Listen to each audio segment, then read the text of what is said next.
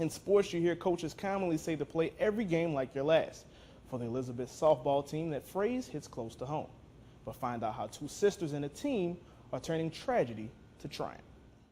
When Elizabeth head coach Robert Brown led his Lady Bulldogs to Sulphur for the Fast Pitch 56 last year, nothing but optimism was in the air, even as they prepared to face Hackberry, the top seed in Class C.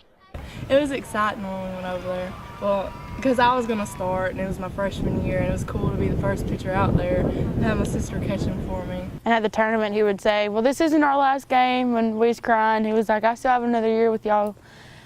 We didn't know that we didn't. After the tournament, Coach Brown would take a routine visit to the dentist for a toothache, but this pain turned into an insane form of cancer, and a battle over the summer months ensued. But just like he preached to his team, he fought till the very end. We never gave up hope. Even the doctors, it was, we'll get this, and when they told us we wouldn't, we had to come back and tell a team.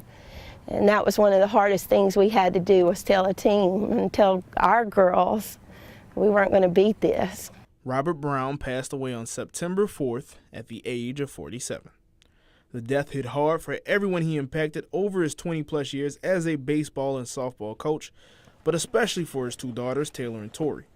But not only would they have each other to lean on, but also a team and community who had their back and showed it in the form of Team Brown.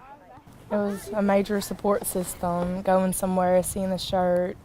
Even now, you still see it, and it's like, gosh, you're still thinking of me, you know? So with the team behind them, the pitcher and catcher combo would hit the softball diamond for the first time ever without their dad. It was pretty hard. I probably came home and cried the first month of practice. But the Brown sisters used faith to continue to push them throughout the season.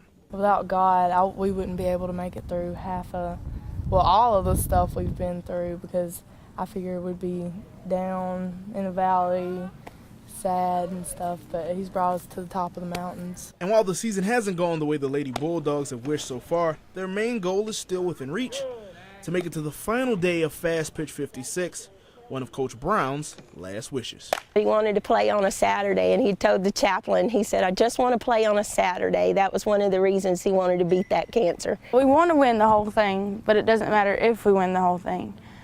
We want to just make it to Saturday. All right, Ted, ready?